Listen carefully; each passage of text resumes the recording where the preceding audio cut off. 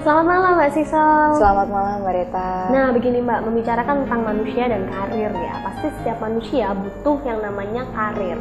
Dan mereka pasti punya perencanaan karir untuk kedepannya bagaimana. Sebenarnya ada nggak sih Mbak manfaat dari perencanaan karir itu?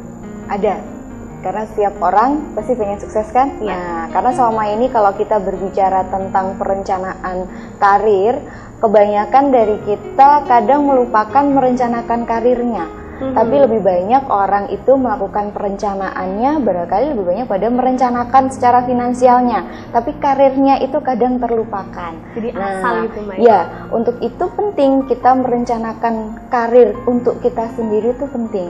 Karena hidup itu juga harus direncanakan, karena targetnya untuk menuju sukses tadi.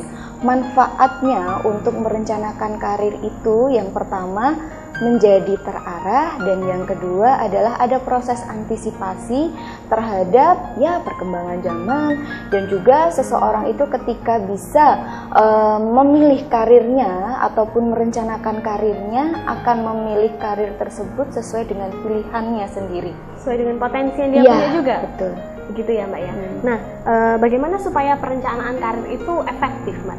Kan ada yang orang asal-asalan sehingga tidak efektif perencanaan karirnya. Bagaimana?